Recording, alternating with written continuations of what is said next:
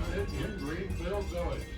There are presenters in there who can tell you what life was like for Henry as he was growing up in that building.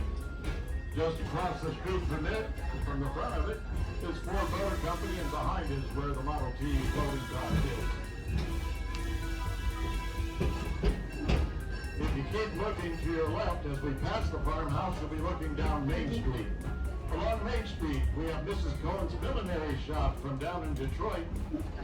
There she sold beautiful hats for ladies, and we still do that. We make them there and then sell them. If you'd like to buy one, it can be arranged. Across the street from it is the Wright Brothers Bicycle Shop, and also next to it is the Wright Brothers Home, both brought here from Dayton, Ohio. Across from the home is the Hines House, brought here from outside Pittsburgh, Pennsylvania. And you know about his 47 varieties, but he started only making horseradish. Up ahead, as we go around the corner, you'll see another white picket fence, but it's a much longer one.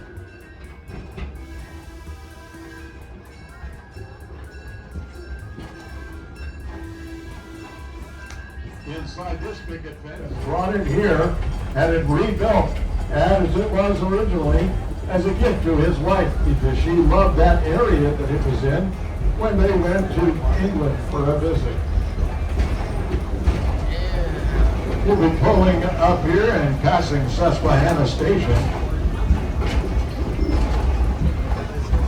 As we pass the station, vegetables and so forth in the back, and we do that today.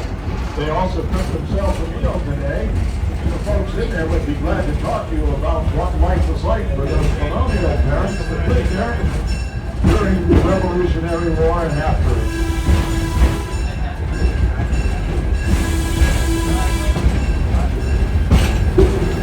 Now you're getting a good look at a couple of our Model Ts. I'll be quiet now so you can experience riding the rails as you would have in the late 1800s and early 1900s. Woods.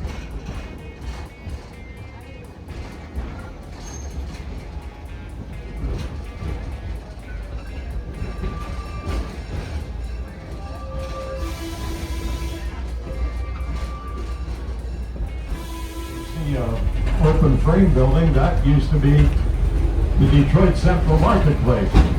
It is now our marketplace, and it gets used a lot here on special events. And sometimes just on the weekends there'll be something going on there.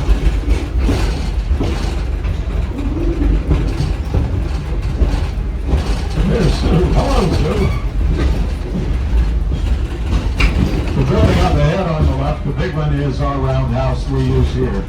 We use it to maintain our 3 coal-fired steam engines, and the people that work in there also take care of all the other railroad equipment that we have as it's needed. And also that tractor that's sitting outside, it's a wood-fired steam tractor.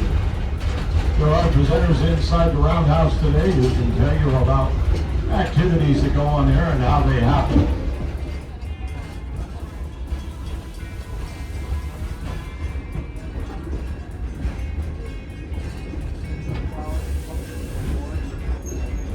Now we're coming into Firestone Station. We hope you've enjoyed the ride today.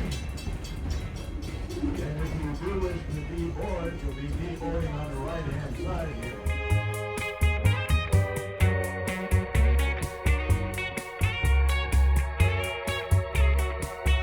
Henry Ford Model T loading dock. Now we're gonna ride the Model T, tour around the area. So it's 100 years old. Model Ts were built and sold between 1908 and 1927.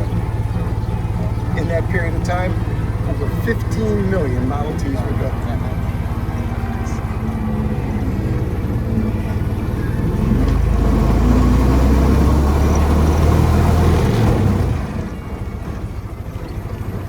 All Model Ts are powered by an inline 4-cylinder engine on a 178 cubic inch displacement motor.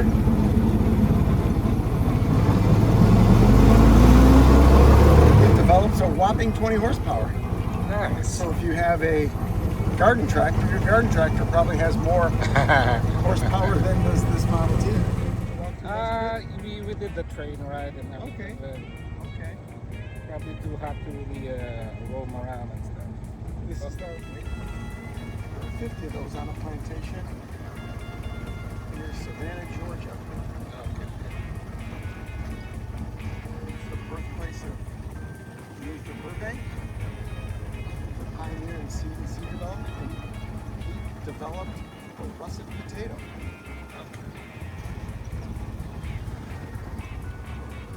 To our right, from Ann Arbor, Michigan, it's the home of Robert Frost. Oh. The poet Robert Frost. And his neighbor, at least in our village, in our time in history, is the home of the man who gave us our very first dictionary, Mr. Noah Webster. Oh, nice.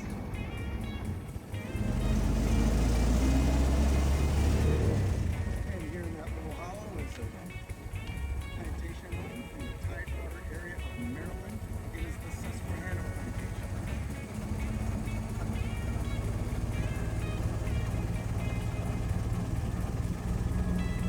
And we have the Portland home.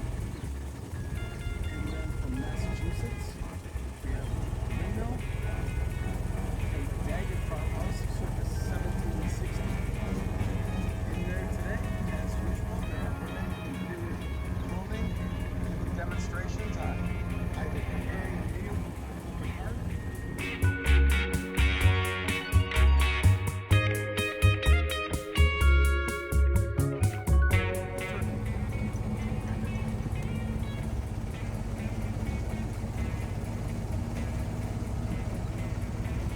And it's like wild turkeys or domesticated? No, They are? They're wild. They're wild turkeys? These group of buildings right here, Cotswold Apron, the Cotswold Forge and Blacksmith, the Cotswold Barn, and we have the Cotswold Cottage, circa 1660.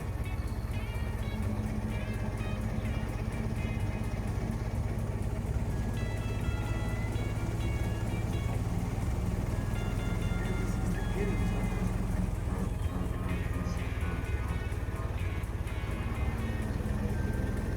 And coming up on our left is the homestead of Thomas Edison.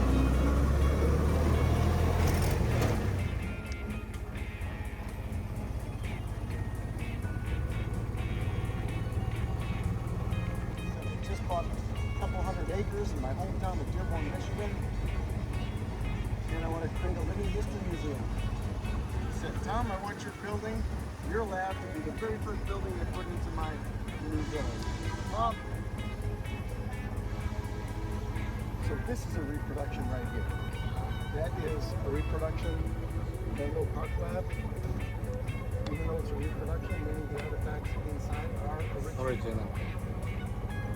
Edison was alive when it was built. He dedicated it, performed a few experiments in it, and again, gave some artifacts. That's to give it a little more authenticity here in the village. And this is also a building that was built purposefully for the village. Henry knew every village has to have a town hall, so he built a town hall.